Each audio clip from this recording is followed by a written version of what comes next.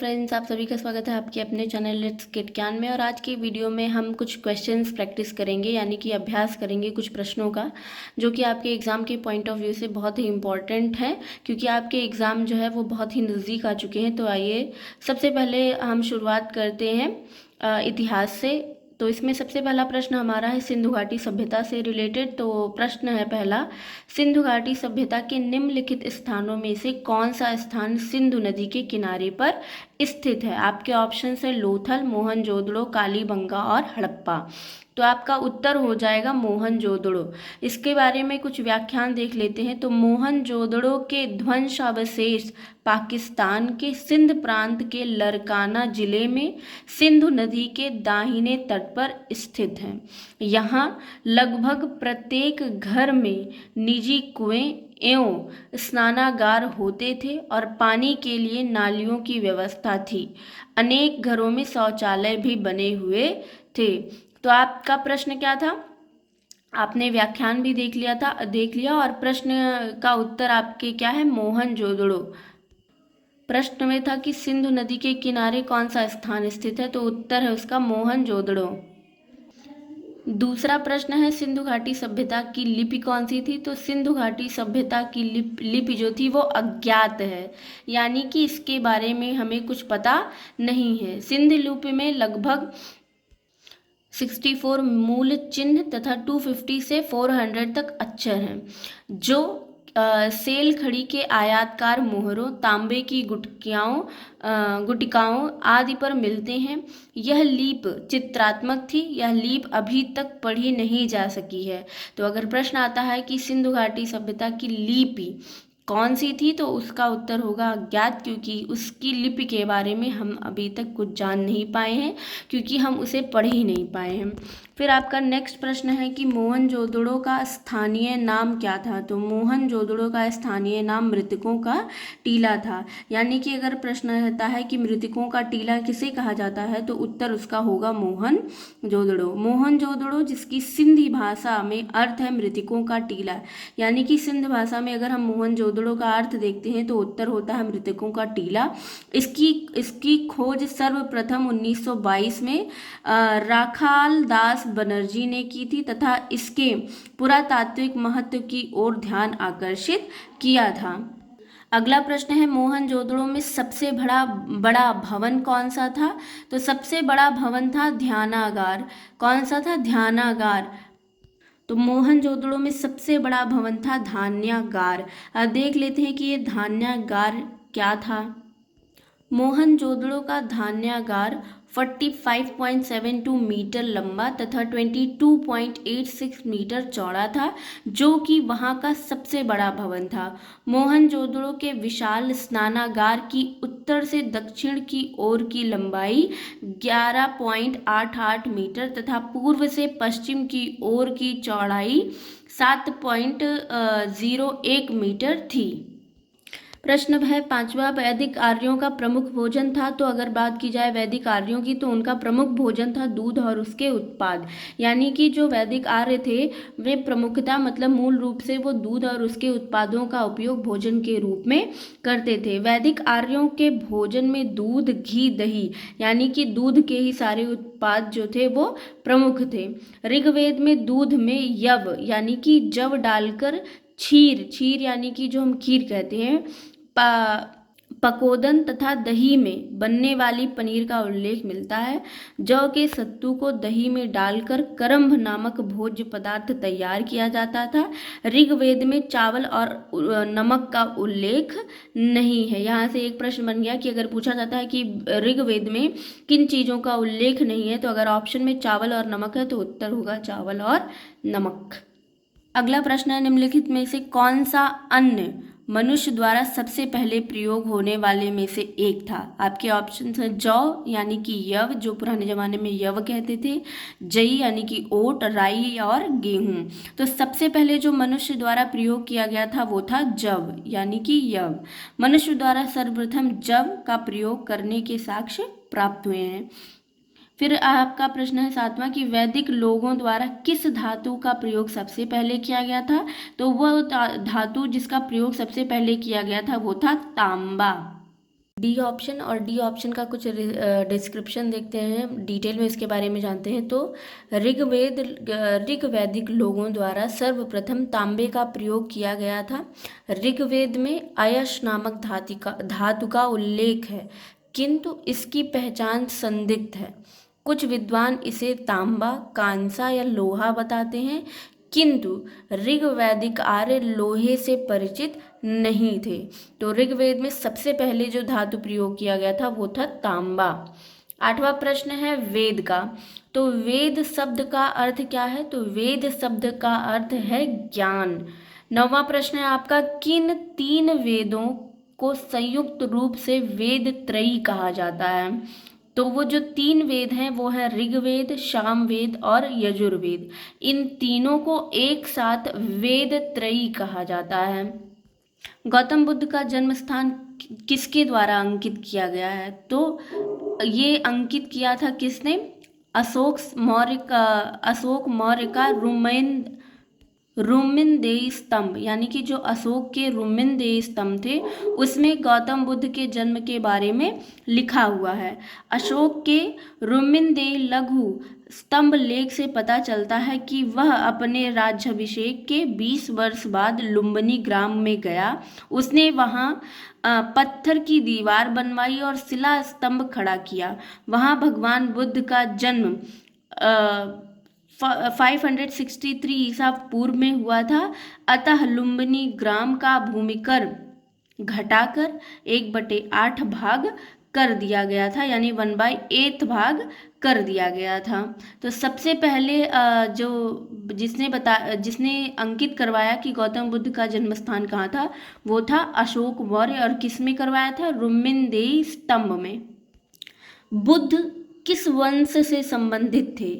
तो उत्तर उसका है शाक्य। बौद्ध धर्म के प्रवर्तक महात्मा बुद्ध शाक वंश से संबंधित थे। इनका जन्म कपिलवस्तु के लुम्बिनी में शाक्य मुखिया सुबोधन के यहाँ हुआ था। तो अगर प्रश्न आता है कि जो भगवान बुद्ध थे वो किस वंश से संबंधित थे, तो उत्तर होगा शाक्य वंश से संबंधित थे। प्रथम बौद्ध परिषद कहाँ आयोजित की गई थी? तो उत्तर आपका है राजगृह, यानी कि प्रथम बौद्ध परिषद का आयोजन मगध सम्राट अजात शत्रु के समय में राजगृह के सप्तपर्णी गुफा में किया गया था। इस बौद्ध परिषद की अध्यक्षता महाकश्यप ने की थी। तो सबसे पहले जो बौद्ध परिषद का आयोजन हुआ था वो हुआ था राजगृह में। और सम्राट कौन था? मगध सम्राट अजात शत्रु। भारत में जैन धर्म का संस्थापक कौन है? तो वो है महावीर जी। यानी कि अगर प्रश्न आता है कि भारत में जैन धर्म की संस्थापना किसने की थी, तो उत्तर होगा महावीर ने की थी। भारत में जैन धर्म का प्रथम तीर्थकर ऋषभदेव या आदिनाथ को माना जाता है। और इनका प्रथम उल्लेख ऋग्वेद के 22वें तीर्थकर अरिष्टनेमि के साथ मिलता है। जैन धर्म का वास्तविक संस्थापक 24वें तीर्थकर महावीर स्वामी को माना जाता है। यानी कि जो महावीर स्वामी हैं वो वास्तविक संस्थापक हैं जैन धर्म के, और वे 24वें तीर्थकर थे जैन धर्म के। जैन धर्म का पहला तीर्थकर किसे माना जाता है? तो जैन धर्म का पहला तीर्थकर जो था वो था ऋषभदेव, यानी कि वो ऋषभदेव ही थे जो पहले तीर्थकर थे जैन धर्म के। फिर प्रश्न है आपका, वर्धमान महावीर के परिनिर्वाण कहाँ प्राप्त किया था? यानी कि जो वर्धमान महावीर जी थे उन्होंने परिनिर्वाण कहाँ प्राप्त किया था? तो उत्तर है पावा। वर्धमान महावीर ने मल्ल महाजनपद की राजधानी पावा या पावापुरी में परिनिर्वाण प्राप्त किया था। पावापुरी बिहार राज्य के नालंदा जिले में स्थित है। तो महावीर जी ने परिनिर्वाण कहाँ प्राप्त किया था? तो वो था पावापुरी में, या उसे पावा भी कहते हैं, और ये बिहार राज्य के नालंदा जिले में स्थित है। जैन साहित्य को क्या कहते हैं? अगर प्रश्न आता है कि जैन साहित्य को क्या कहा जाता है, तो उत्तर होगा अंग। यानी कि जैन साहित्य को हम अंग कहते हैं। जैन साहित्य को आगम सिद्धांत कहा जाता है। इसके अंतर्गत 12 अंग, 12 उपांग, 10 प्रकीर्ण, 6 छेद सूत्र, 4 मूल सूत्र व अनुयोग सूत्र आते हैं। यानी कि इसमें कितने कितने 12 अंग है, 12 उपअंग है, 10 प्रकीर्ण है, 6 छेद सूत्र हैं, 4 मूल सूत्र हैं एवं अनुयोग सूत्र आते हैं। बौद्ध साहित्य को त्रिपिटक कहा जाता है। तो अगर प्रश्न पूछा जाता है कि जैन साहित्य को क्या कहा जाता है तो उसे अंग कहा जाता है, और अगर वही बात बौद्ध साहित्य की जाए तो बौद्ध साहित्य को त्रिपिटक कहते हैं। अशोक की प्रशासनिक नीति में भारी परिवर्तन किस घटना से आया? वो उसका उत्तर है आपका कलिंग युद्ध। यानी कि जब अशोक ने कलिंग युद्ध किया तो उसके प्रशासनिक नीति में बहुत ही भारी परिवर्तन आ गया। अशोक की प्रशासनिक नीति में भारी परिवर्तन कलिंग युद्ध के घटना के बाद आया। कलिंग युद्ध के बाद ही अशोक द्वारा भेरी घोष की नीति का त्याग कर धम्म घोष की नीति को अपनाया गया था। जब सम्राट अशोक ने कलिंग युद्ध किया तो उन्होंने युद्ध तो कर लिया, पर जब वो अकेले में जब उन्होंने देखा कि इतने लोगों की मृत्यु हो गई है तो इस बात से उन्होंने बहुत आहत हुए और उन्होंने अपनी जो राजनीतिक प्रशासनिक नीति थी उसमें बदलाव किया और भेरी घोष की जगह पर कौन सा नीति अपना लिया? धम्म घोष नीति अपना लिया था। अगला प्रश्न है, निम्नलिखित में से वह व्यक्ति कौन है जिसका नाम देवनाम प्रियदर्शी था? तो उत्तर होगा मौर्य राजा अशोक। माने कि जो अशोक सम्राट थे उन्हें हम और किस नाम से जानते हैं? तो वो है देवानाम प्रियदर्शी। अगर प्रश्न आता है कि देवानाम प्रियदर्शी किसे कहा जाता है, किसका नाम है, तो उत्तर होगा मौर्य सम्राट अशोक। मौर्य सम्राट अशोक के अभिलेखों में उसे देवनाम प्रियदर्शी या फिर देवनाम प्रिय आदि की उपाधि से संबोधित किया गया है। मास्की, गुजरा, निट्टूर तथा उदयगोलम लेखों में उसका नाम अशोक मिलता है तथा पुराणों में उसे अशोक वर्धन कहा गया है। अगला प्रश्न है कि कलिंग युद्ध के बाद निम्न में से किसने महाराजा अशोक के रूपांतरण को दर्ज किया? तो उत्तर होगा रॉक एडिक्ट 13। तो इसका डिस्क्रिप्शन क्या है कि 13वें शिलालेख से कलिंग युद्ध के संदर्भ में स्पष्ट साक्ष्य मिलते हैं। यह घटना अशोक के अभिलेख के 8 वर्ष बाद अर्थात 261 ईसा पूर्व में घटित हुई। इस शिलालेख में उसने कलिंग युद्ध से हुई पीड़ा पर दुख और पश्चाताप व्यक्त किया है और युद्ध त्याग की घोषणा की है। पहले ही बता चुकी हूँ कि जब उन्होंने कलिंग युद्ध किया तो इतने लोगों को मरा हुआ पाया कि उन्हें देख करके बहुत ही पीड़ा हुआ और उनके अंदर पश्चाताप की ज्वाला जल उठी कि मैंने कितना अन्याय किया है लोगों के साथ, और उन्होंने युद्ध त्याग करके बौद्ध धर्म को अपना लिया था।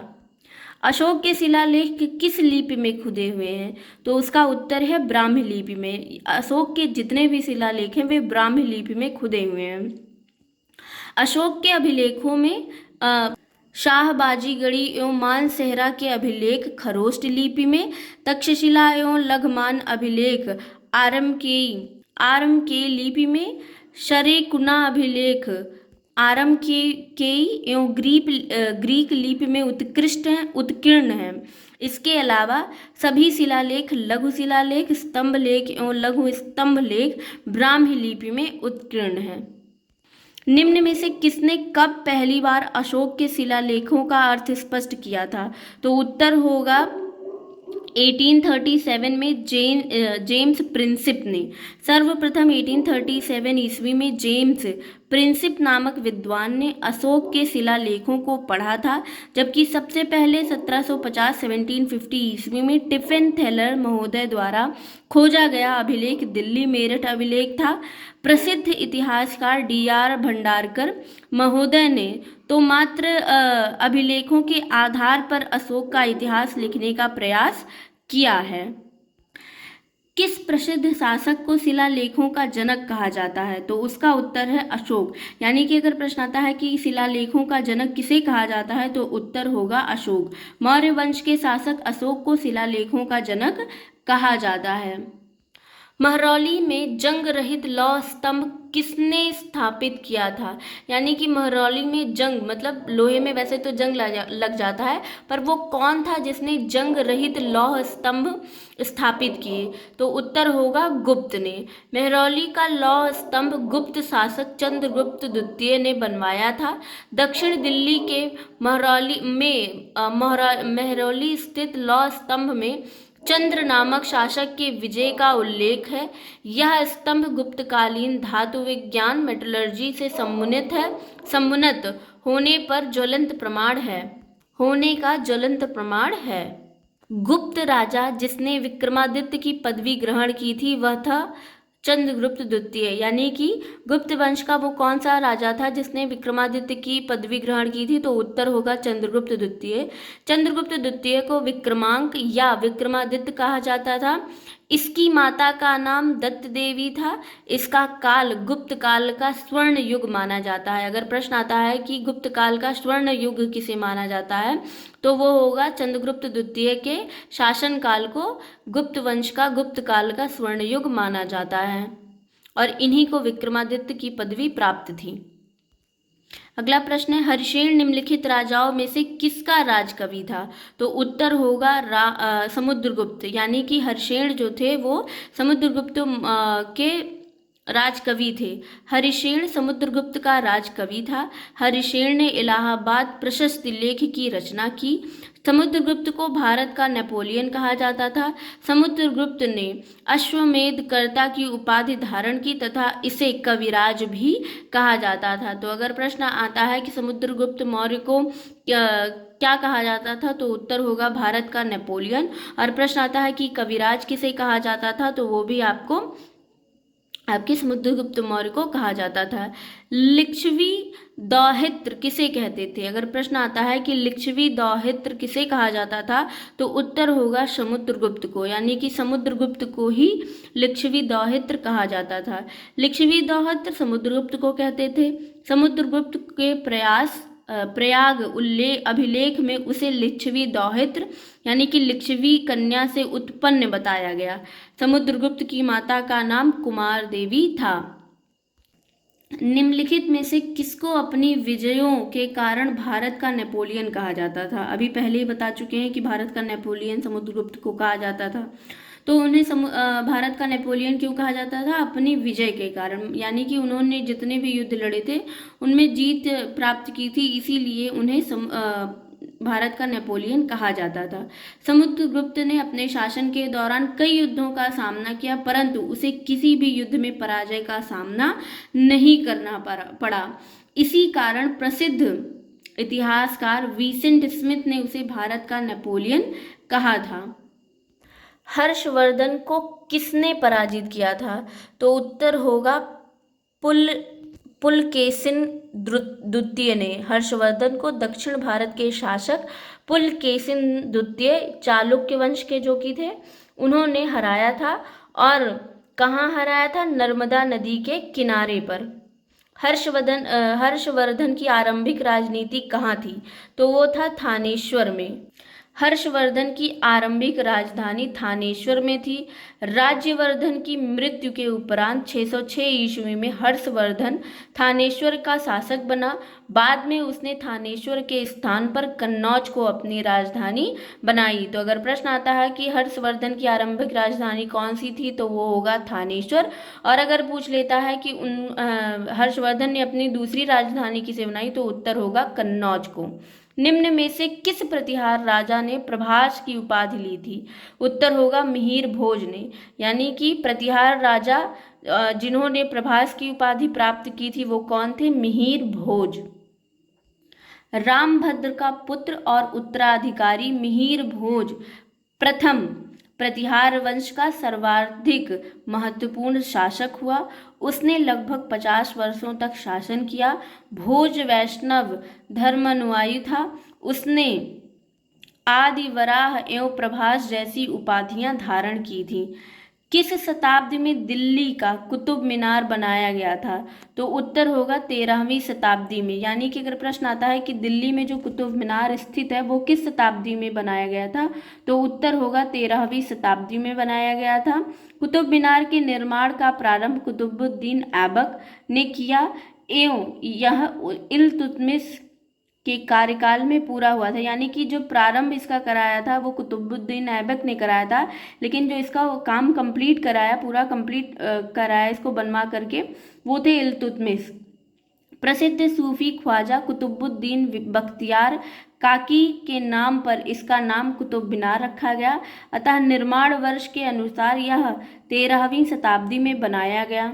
फिरोज शाह तुगलक के शासनकाल में इसकी चौथी मंजिल को काफ़ी हानि पहुंची थी, जिस पर फिरोज ने चौथी मंजिल के स्थान पर 2 और मंजिलों का भी निर्माण करवाया। अगला प्रश्न है, वे 2 वंशज कौन थे जिन्होंने खिलजी शासकों से तत्काल पहले और बाद में शासन किया था? तो उत्तर होगा गुलाम और तुगलक वंश ने। यानी कि खिलजी शासकों से पहले गुलाम वंश और तुगलक वंश ने जो है वो शासन किया था।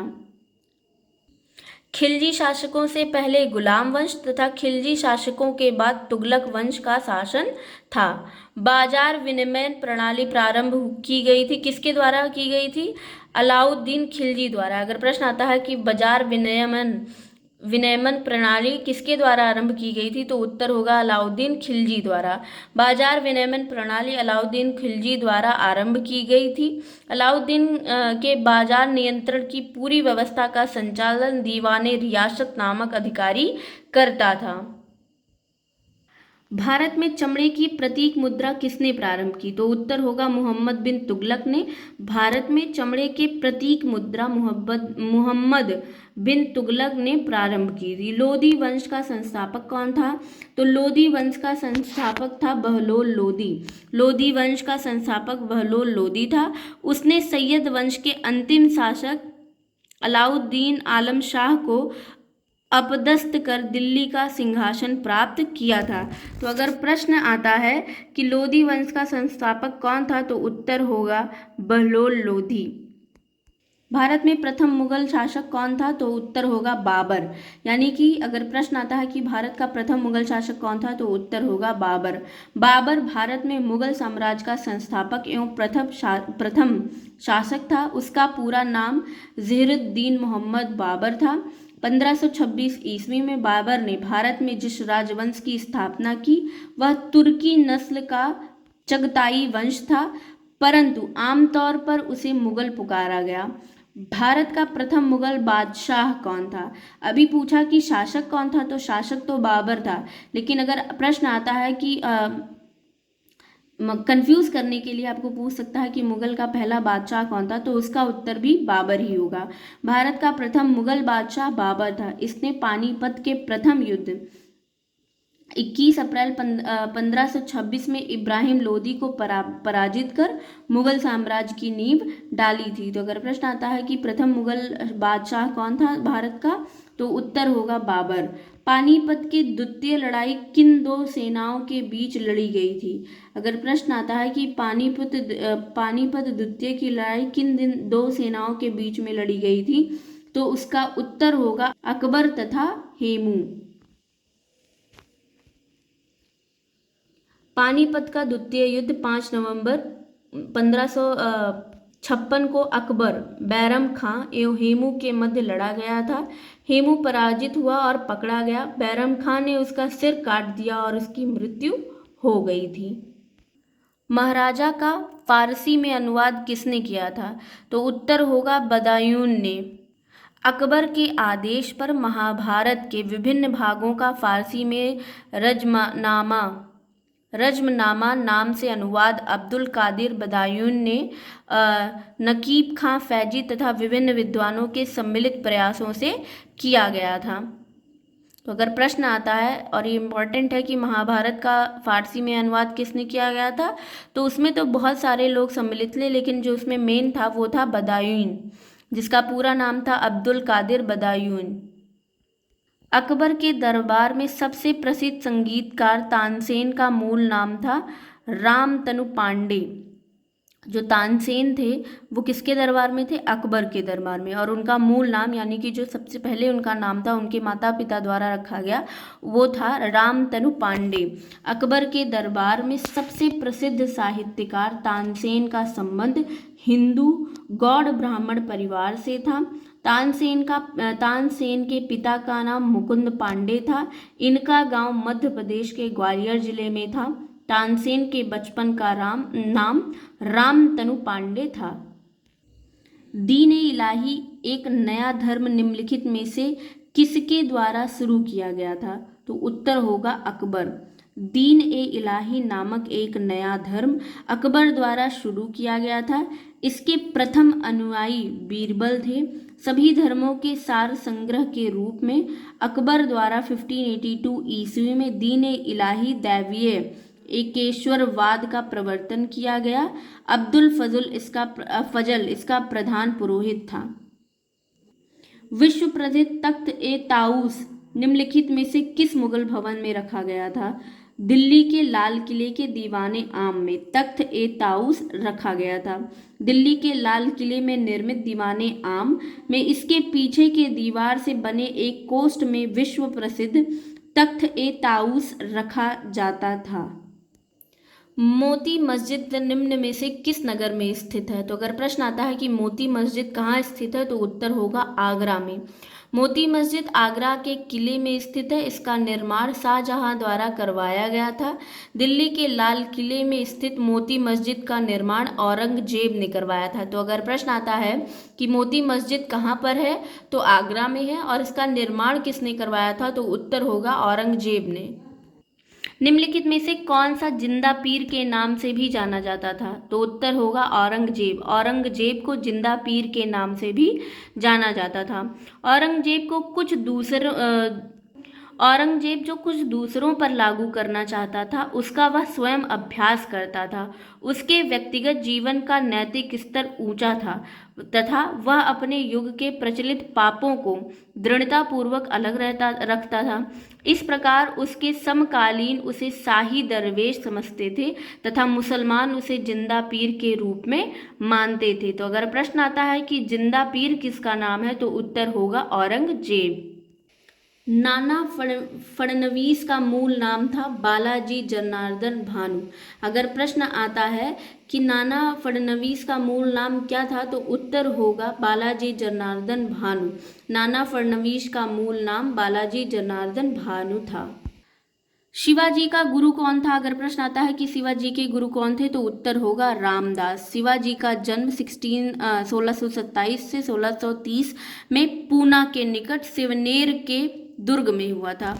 उनके पिता का नाम शाहजी भोसले और माता का नाम जीजाबाई था। शिवाजी के व्यक्तित्व पर सर्वाधिक प्रभाव उनकी माता जीजाबाई तथा संरक्षक एवं शिक्षक दादा कोंडदेव का पड़ा। इनके गुरु का नाम समर्थ रामदास था। शिवाजी का राज्याभिषेक कब हुआ था? तो शिवाजी का राज्याभिषेक जो हुआ था वो था ईयर 1674 ईस्वी में हुआ था। शिवाजी का राज्याभिषेक काशी के प्रसिद्ध विद्वान गंगा भट्ट अथवा विश्वेश्वर भट्ट द्वारा 14 जून 1674 को राजधानी रायगढ़ में हुआ था। 18 जून 1674 को इनकी माता जीजाबाई का निधन हो गया था। अतः तांत्रिक विधि से दूसरा राज्याभिषेक निश्चलपुरी गोसाई द्वारा 24 सितंबर 1674 को संपन्न कराया गया था। निम्नलिखित में से किसे लड़ाकू पेशवा कहा जाता था? तो बाजीराव प्रथम को लड़ाकू पेशवा कहा जाता था। बाजीराव प्रथम मराठा साम्राज्य के महान सेना नायक थे। बालाजी विश्वनाथ की मृत्यु हो जाने के बाद बाजीराव प्रथम को दूसरा पेशवा नियुक्त किया गया था। शिवाजी के बाद बाजीराव प्रथम ही दूसरा ऐसा मराठा सेनापति था जिसने गुरिल्ला युद्ध प्रणाली को अपनाया था। वह लड़ाकू पेशवा के नाम से भी जाना जाता था। नाना साहब के नाम से कौन प्रसिद्ध था? तो उत्तर होगा बालाजी बालाजी बाजीराव को नाना साहेब भी कहा जाता था। बालाजी बाजीराव नाना साहेब के नाम से प्रसिद्ध था। यह बाजीराव प्रथम के पुत्र थे। इनका शासन 1740 से 61 ईस्वी तक था। भारत में पुर्तगाली सत्ता के वास्तविक नींव रखने वाले महान पुर्तगाली गवर्नर थे अल्बुकर्क। भारत में पुर्तगाली शक्ति के वास्तविक संस्थापक अल्बुकर्क था। उसने भारत में एक प्रादेशिक शक्ति के रूप में पुर्तगाली राज्य की स्थापना की। इसने 1510 ईस्वी में गोवा जीता, 1511 में मलक्का पर नियंत्रण किया तथा फारस की खाड़ी में हरमुज पर अधिकार किया। इसी के साथ मैं अपना वीडियो एंड करती हूँ। आई होप आप लोग को ये वीडियो अच्छा लगा होगा। अगर अच्छा लगा है तो please like share and subscribe. अगर कोई गलती होती है तो प्लीज़ उसको अवॉइड करिए, इग्नोर करिएगा, क्योंकि मैं भी आप लोग के जैसे ही पढ़ती हूँ। तो please like and share subscribe to my channel and channel को आगे बढ़ाते रहें। Thank you so much.